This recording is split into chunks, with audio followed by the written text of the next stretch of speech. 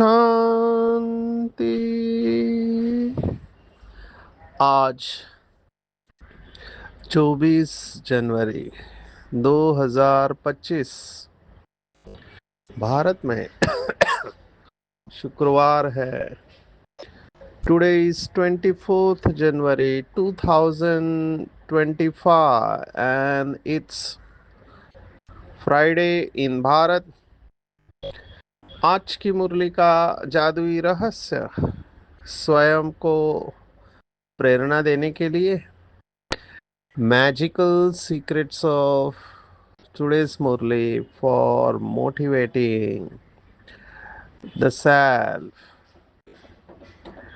आज विशेष दो साकार मुरलियां है, एक मॉर्निंग और एक रात्रि का क्लास है।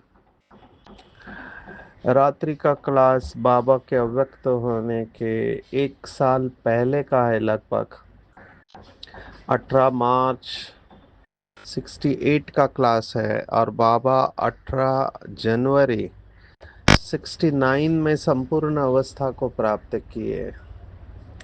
बाबा का उस समय चिंतन क्या रहा होगा समझ में आता है।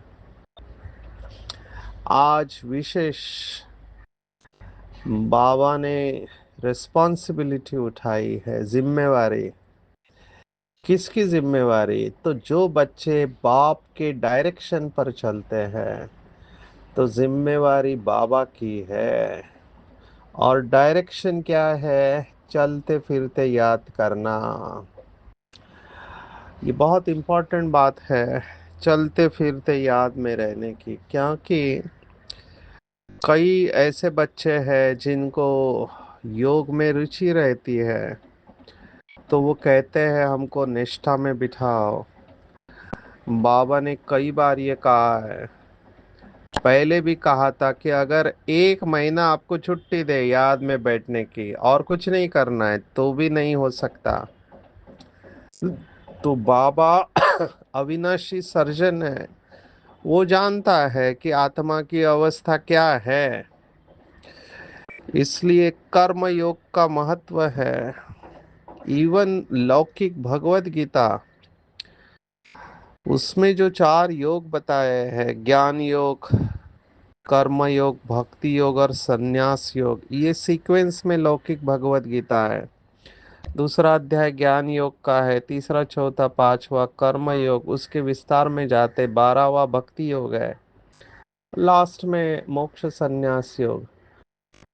तो 4 ही योगों का अपना महत्व है, लेकिन बाबा ने हमेशा कर्म योग के ऊपर जोर दिया है। और आपको पता हो, अगर हमने श्रीमद् भगवत गीता स्टडी ग्रुप सुना है, नए बाबा के बच्चे अभी वो ये क्लासेस सुन रहे हैं जो बीके भाई बहनों के लिए लिए गए थे, तो उसमें हमने अलग अलग प्रकार की भगवत गीता के बारे में वर्णन किया था। उसमें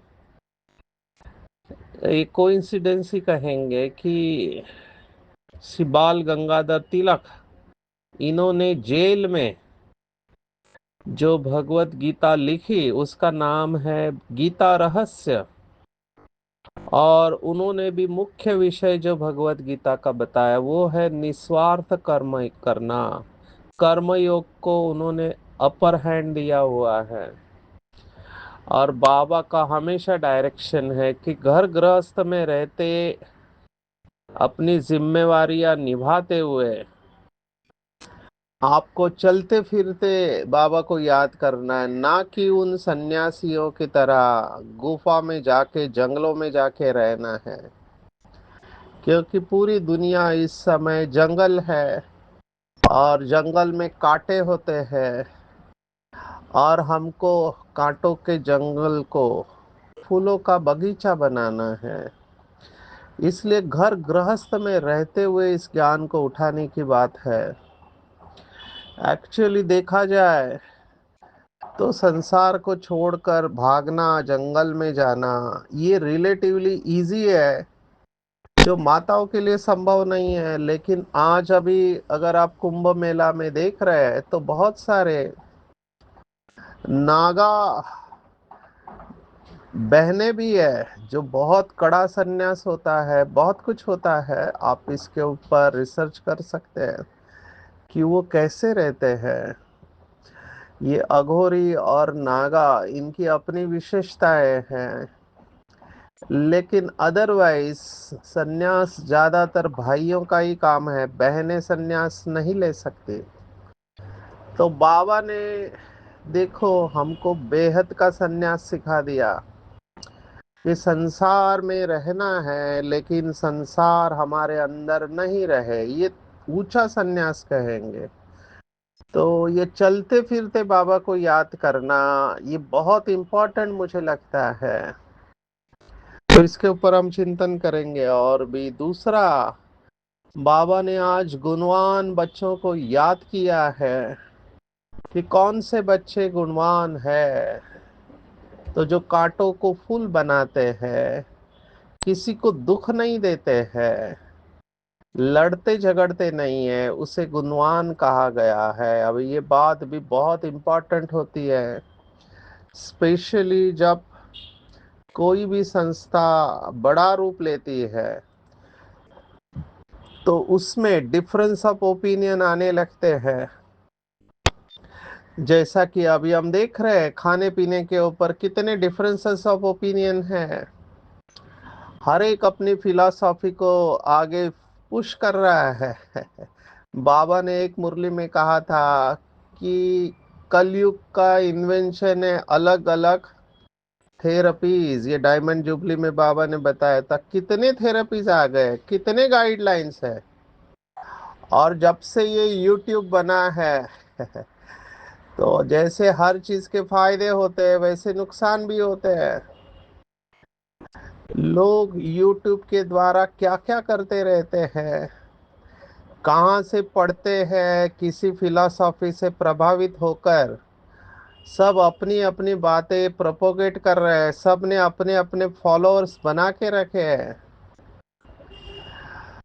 और ये होने वाला है, इसमें कुछ गलत नहीं है। होने वाला क्यों है? क्योंकि ड्रामा वैरायटी ड्रामा है, ये वैरायटी ड्रामा है। अभी बाबा ने जो कहा कि आगे चलकर आपकी रॉयल फैमिली, आपकी प्रजा प्रसिद्ध होगी, माना आपको पता चलेगा कि आप किसके साथ आने वाले हैं। तो भारत में हिंदू धर्म में गोत्र का वर्णन है, गोत्र। तो मैं बहुत इसके ऊपर चिंतन कर रहा था कि ये कंसेप्ट कहाँ से आया होगा। तो जो सप्तर्षि का गायन है कि 7 ऋषियों के द्वारा शुरुआत हुई, तो सप्तर्षि और अष्टरतन ये दोनों बातें नजदीक बैठती है। तो उन्होंने कहा कि 7 ऋषियों से शुरुआत हुई, 8वां ब्रह्मा कहेंगे, क्योंकि ब्रह्मा भी ऋषि है। आज बाबा ने ब्रह्मा बाबा को हाईएस्ट अथॉरिटी शब्द इस्तेमाल किया है। शिव बाबा सबसे हाईएस्ट, और उसके बाद ब्रह्मा, जिसे एडम और आदम भी कहा गया है, उनकी भी महिमा कम नहीं है। तो इन 8 रत्नों के द्वारा पृथ्वी के ऊपर आदमशुमारी बढ़ते जाने वाली है। तो ये 8 रत्न जो है, इनको गोत्र कह सकते हैं, क्योंकि ये शुरुआत करते हैं। तो जो भी शुरुआत करने वाले महान आत्माएं या अष्टरतन हैं, इनका अपना अपना गोत्र है। माना इनके विचारधाराओं को फॉलो करने वाले आत्माएं उनकी फिलॉसफी से प्रभावित होके, उनके स्टाइल से प्रभावित होके उस दिशा में चलेंगे। अब ये बहुत बड़ा चिंतन का विषय है कि ये कैसे होता है। अभी अभी की बात अगर लेकर चले तो हमारी आदरणीय जयंती भी दीदी ने एक स्टांस उठाया है जो कि बहुत कमेंडेबल है और हिम्मत का भी है। उन्होंने सबको आह्वान किया है कि दूध का भोग नहीं लगाने का। अभी ये उनका विचार जिनको स्वीकार होगा वो उनके गोत्र में उनके तरह से विचार करने वाले लोग एक तरफ हो जाएंगे। अभी मैं हरियाणा और पंजाब में देख रहा हूँ बहुत स्थान पर दूध का उनका स्टेपल डाइट है। उनको दूध दही और यही चीजें चाहिए, मट्ठा छाछ। अभी वो इनके कल्चर के साथ जुड़ा हुआ है और ये बहुत पावरफुल योगी आत्माएं हैं। उनके योग के ऊपर कर्मों की गति के ऊपर कोई इफेक्ट नहीं आया है। लेकिन एक विचारधारा ये आएगी, दूसरी विचारधारा इसी के साथ जुड़ी हुई कि शहद भी नहीं खाना चाहिए। क्यों? क्योंकि एक चम्मच शहद बनाने को मधुमक्खी का एक मधुमक्खी का पूरा जीवन चला जाता है। तो वो भी देखा जाए तो एनिमल प्रोडक्ट है। अभी इसी विस्तार को आगे बढ़ाते हुए सभी लेदर की चीजें हैं, चमड़े की चीजें, फिर वो पर्स बेल्ट हो पाउच हो, ये भी अवॉइड करना पड़ेगा। इसी विचारधारा को अगर आप आगे बढ़ाते जाओ तो कई सारे गर्म वस्त्र जो होते हैं वो एनिमल से बनते हैं। तो वो भी आप नहीं पहन सकते। आप कुछ नहीं पहन सकते। आप कुछ कर भी नहीं सकते हैं। लेकिन ये कट्टर विचारधारा वाले, मैं इनको गलत नहीं कह रहा हूं, मैं केवल विचार रख रहा हूं। जैसे अभी जैन धर्म में बहुत कट्टर विचारधारा होती है। कौन सी कट्टर विचारधारा? तो वो मुंह के ऊपर कपड़ा लगाते हैं कि बैक्टीरिया या सूक्ष्म जीव होते हैं वो भी नहीं जाने चाहिए। अभी मैं एक डॉक्टर के घर पे रुका था, वो जैन है। तो उनका बहुत बड़ा घर है, पेड़ बहुत है, तो उनके पत्ते गिरते हैं। तो बहुत पत्ते गिरे हुए थे, तो मैंने कहा इनको उठा के इनको जला लेना चाहिए। बोला नहीं, हम इनको जला नहीं सकते इन पत्तों को।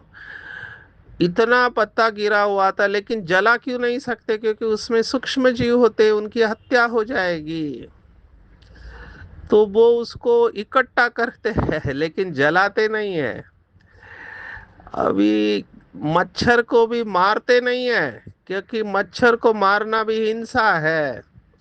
वो मच्छर को कभी भी गुड नाइट इस्तेमाल नहीं करेंगे या कछुआ इस्तेमाल, ऐसा कुछ नहीं करेंगे जिससे मच्छर मरे, क्योंकि वो हिंसा हो गई, उसके अंदर भी आत्मा है। अभी इस फिलॉसफी को आप एक्सटेंड करते जाओ तो बहुत विस्तार हो जाएगा। तो बहुत सारे रेस्ट्रिक्शंस आ जाएंगे। अभी इसी ग्रुप ने कैप्सूल खाना भी बंद किया, क्योंकि उनको पहले पता नहीं था कि कैप्सूल जो है हड्डियों से बनता है। तो जिलेटिन में हड्डियां होती है, तो उन्होंने कैप्सूल खाना छोड़ दिया। और वो ऐसा ग्रुप है जो कैप्सूल नहीं खाता है। फिर आप आगे जाओ तो विटामिन्स की जितनी गोलियां है, वो विटामिन्स की गोलियां नॉनवेज सोर्स से आती है।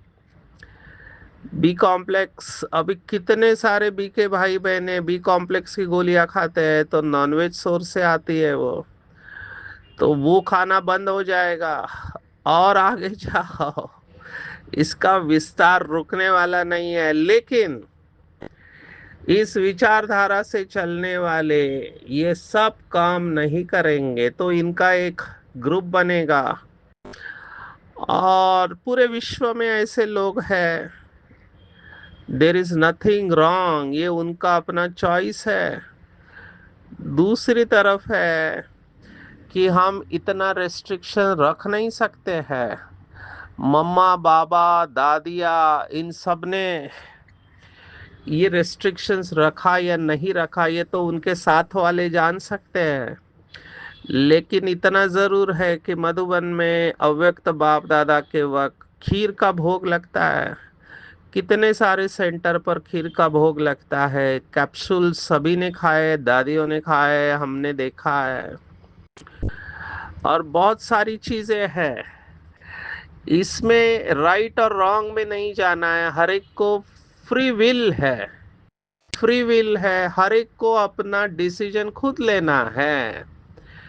एक रूल ऑफ थंब हमको ध्यान में रखना है कि बाबा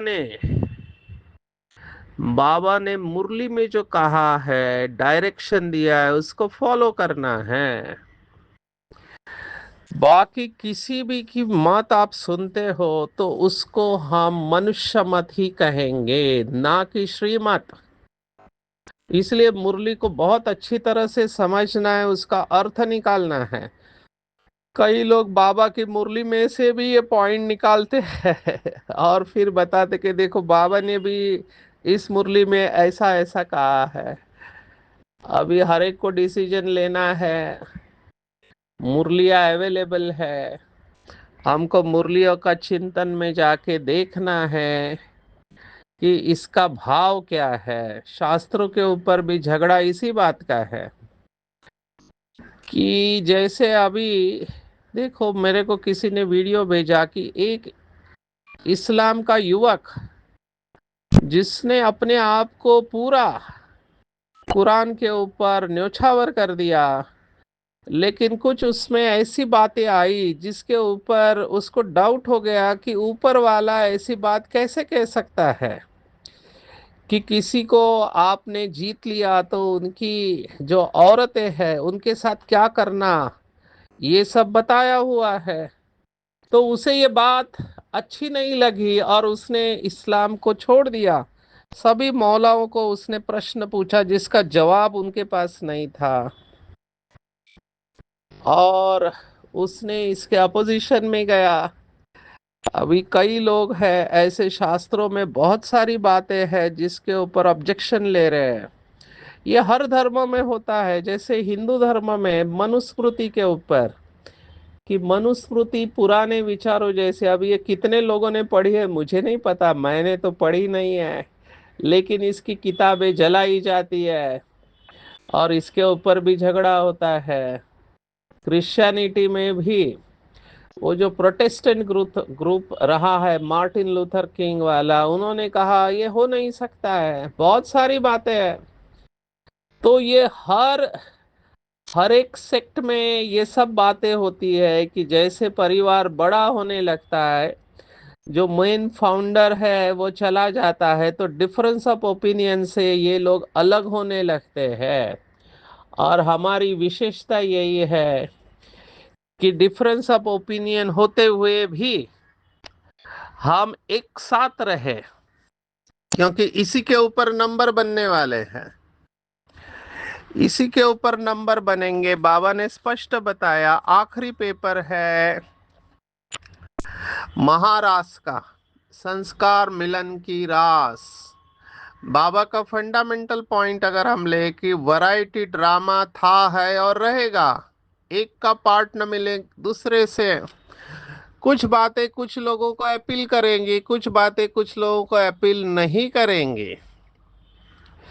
तो हर एक अपने बुद्धि के द्वारा डिसीजन लेगा। और बाबा ने आज की मुरली में कहा,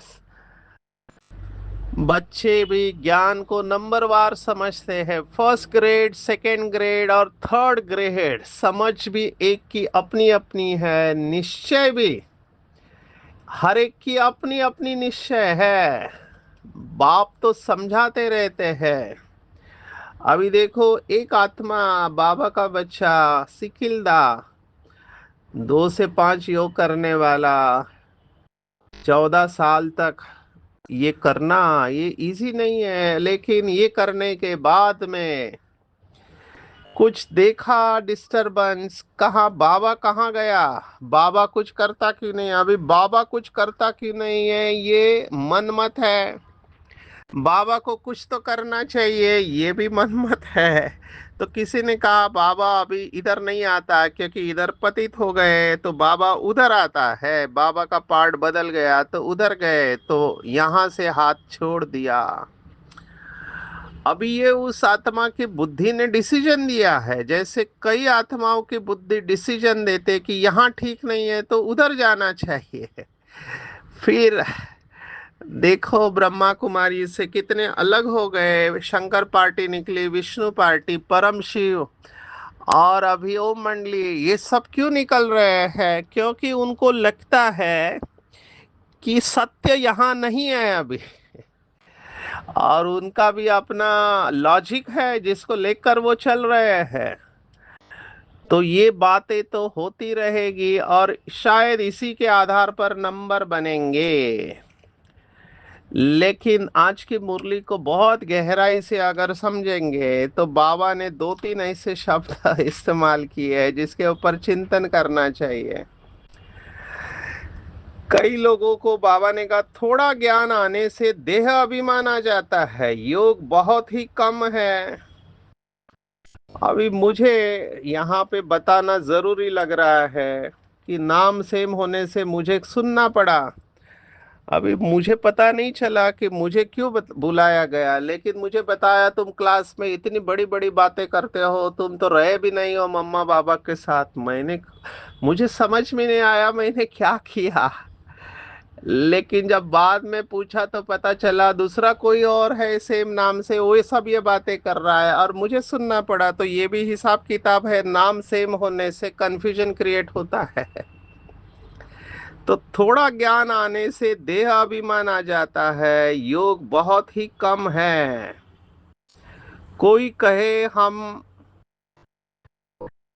योग में बहुत मस्त रहते हैं तो बाबा मानेगा नहीं। बाबा ने स्पष्ट कहा, क्या कहा? डिफेक्ट बहुतों में है, ज्ञान की मगरूरी रहती है। अब ये बार बार क्यों कह रहा है बाबा? थोड़ा ज्ञान आने से देहाभिमान आ जाता है, ज्ञान की मगरूरी होती है, डिफेक्ट बहुतों में है, माया नाक से पकड़ गटर में गिरा देती है।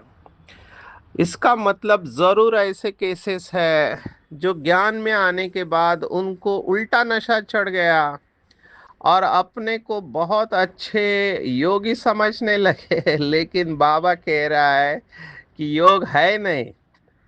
बाबा ने देखो क्या कहा, चार्ट भेजते हैं परंतु याद रहती नहीं है, समझते ही नहीं है चार्ट को। अभी कोई कहता है कि मैं 4 घंटा याद किया, अभी 4 घंटा या 6 घंटा याद किया, या याद के लिए बैठा बैठा माना याद नहीं है ना। आप बाबा के सामने 4 घंटा 6 घंटा बैठे रहे, पर उस 4 और 6 घंटे में योग कितना समय रहा, तो बाबा उसको काउंट कर रहा है, ना कि 6 घंटा बाबा के कमरे में है बैठना। चलो बैठने के मार्क्स तो मिल जाते हैं, लेकिन योग कितना रहा, बाबा शायद वही कह रहा है। कई लोगों को तो फिर और उल्टा नशा चढ़ जाता है कि हम तो है ही बाबा के। बाबा ने कहा अगर ऐसे बाबा की याद करते तो नंबर 1 चले जाए। तो बाबा इनडायरेक्टली हमको इशारा दे रहा है कि बच्चे जितना आप समझते हो उतना है नहीं। ऐसे न हो कि लास्ट में पश्चाताप हो। इसलिए कदम कदम पर ईश्वरीय डायरेक्शन पर चलना है और ये नहीं समझना है कि मैं सब कुछ जान गया हूँ। देखो लौकिक में भी ये कहावत है कि जितना हम आगे बढ़ते हैं, जो सिंसियर लोग होंगे जितना आगे बढ़ेंगे उतना उनके अंदर नम्रता का गुण आएगा और वो समझेंगे कि कितना मैं नहीं जानता हूँ, और वो चुप रहेंगे, बहुत चुप रहेंगे, मौन में रहेंगे, अपने आप को कभी सिद्ध नहीं करेंगे। तो बहुत संभालना चाहिए, क्योंकि माया कब किसको कैसे पकड़ेगी पता ही नहीं चलेगा। जो लोग कहते हैं हमको निष्ठा में बिठाओ, अभी इनफैक्ट हमारी आदरणीय जयंती बहन ने अपना अनुभव सुनाया, क्योंकि उनको बहुत सेवा पर भागना पड़ता था। तो एक दिन उन्होंने आदरणीय दादी जानकी जी को कहा कि क्या मैं भागती रहती हूँ, हमको बैठ के योग करने को मिलता ही नहीं है। तो दादी ने जवाब दिया, अगर सेवा नहीं होते तो कब के आप चले गए होते। तो सेवा जरूरी है, और दादियों ने ये करके दिखाया है, इसलिए कर्म योग की बात फिर से आ रही है। ये जरूर है कि हमको याद के ऊपर अटेंशन देना है, बैठ के योग अच्छा हो सकता है, लेकिन सभी ने ऐसा सोचा तो सेवा कैसे होगी। सेवा का भी सब्जेक्ट है, अब स्थूल कर्मणा सब्जेक्ट भी है, वाचा की सेवा है, कर्मणा की सेवा है, मनसा सेवा है। ये हम सबको पता है कि आगे चलकर बाकी सब सेवा बंद होने वाली है, केवल मनसा सेवा रहेगी, ये बात बिल्कुल ठीक है। लेकिन दादियों ने हमको चलते फिरते सेवा करके सब बताया। आज मम्मा की कितनी महिमा आई है दूसरी मुरली में। क्या महिमा आई है, तो कि भारत को मदर कंट्री कहते हैं। मदर कंट्री है, भारत माता कहते हैं, और किसी भी कंट्री को माता नहीं कहा गया है, केवल भारत में ये कहते हैं भारत माता की जय।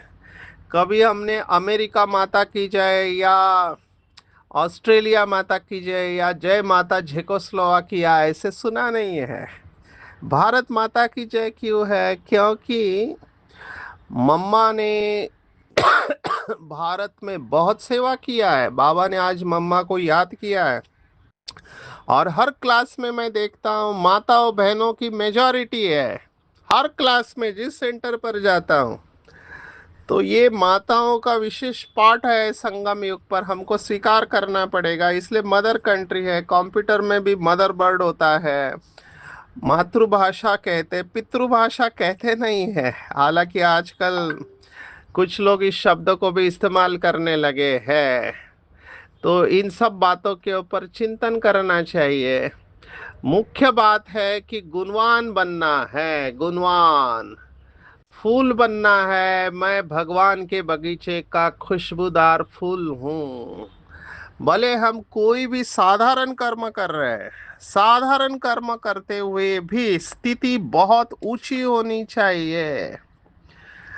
अभी बाबा ने देखो क्या उदाहरण दिया। एक भाई मेरे साथ था, वो गुजरात का इंस्पेक्टर था। गुजरात में जब हम थे, उनको बाबा के ऊपर संशय क्यों आया? क्योंकि उन्होंने भगवान की बहुत महिमा सुनी थी, लेकिन जब बाबा को साधारण रूप में देखा तो उनके अंदर थॉट आया। उन्होंने खुद सुनाया कि ये भगवान कैसे हो सकता है, ये तो हमारे तरह ही बोलता चलता है।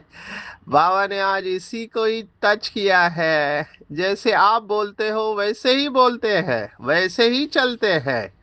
कर्म भल साधारण है, लेकिन स्थिति ऊंची रहती है। तो ये बहुत इंपॉर्टेंट है। ये जो भगवत गीता का श्लोक है, 9वें अध्याय का 11वां श्लोक, उसमें भी ये बात आई है। इसलिए लोग मूंझ जाते हैं कि तन का आधार लेते हैं, साधारण तन का आधार लेते हैं। तनुमाश्रितम, 9वें अध्याय का 11वां श्लोक। तो हमारी स्थिति साधारण में ऊंची होनी चाहिए। कोई भी कर्म करो, आप झाड़ू भी लगाओ, बर्तन भी मांजो, सिक्योरिटी की ड्यूटी हो, कोई भी ड्यूटी हो, साधारण कर्म स्मृति सर्वश्रेष्ठ होनी चाहिए। कौन सी स्मृति बाबा ने दी? कि मैं अवतार हूँ। अवतार आता है, संदेश देता है और चला जाता है। तो जब अवतार समझेंगे तो साधारण कर्म भी अलौकिक कर्म में बदल जाएंगे। आज पूरे दिन भर ये अभ्यास करेंगे कि मैं अवतार हूँ। जिस जिस चीज में कमी है, समझो किसी की पवित्रता में कमी है, तो मैं पवित्रता का अवतार हूँ, पवित्रता के प्रकंपन फैला रहा हूँ। हर एक को पवित्र दृष्टि वृत्ति से देखेंगे तो पवित्रता नेचुरल हो जाएगी। तो प्रफुल्लित रहना है। जितना ये अवतार की स्मृति में रहेंगे उतना खुश रहेंगे, मूंझना नहीं है। और विशेष बाबा ने कहा कि जैसे स्वयं के प्रति भावुक बनते हैं, ऐसे दूसरों के प्रति भी भावना रखना है। भावना और ज्ञान, स्नेह और योग दोनों का बैलेंस हो। जितना मनसा सेवा में बिजी रहेंगे उतना सहज मायाजीत बन जाएंगे, कल्याणकारी से विश्व कल्याणकारी बन जाएंगे। तो आज की पूरी मुरली में टेक होम अगर आप मुझे कहो तो बाबा के डायरेक्शन पर चलना है। अपना मन मत या मनुष्य मत से प्रभावित नहीं होना है। अगर कभी भी डाउट आता है तो बाबा की मुरली को सामने रखना है, क्या बाबा ने ये बात कही है, बाबा ने कही है तो उसको धारण करना है, नहीं तो नहीं। कांटों को फूल बनाना है, किसी को भी दुख नहीं देना है। बहुत सारे डिफरेंस ऑफ ओपिनियन आएंगे, बाबा को पूछ के या निमित्त आत्माओं को पूछ के आगे बढ़ना है। जहां आपका पार्ट होगा वहां पे आपको जाना पड़ेगा, और वैसे ही कर्म होंगे। साधारण कर्म करते हुए भी उच्च स्थिति में रहना है, डबल लाइट बनना है, दृष्टि वृत्ति पवित्र रखनी है, और मनसा सेवा में बिजी रहना है। स्नेह और योग, भावना और ज्ञान का बैलेंस रख के बेहद विश्व कल्याणकारी बनना है। अच्छा, ओम शांति।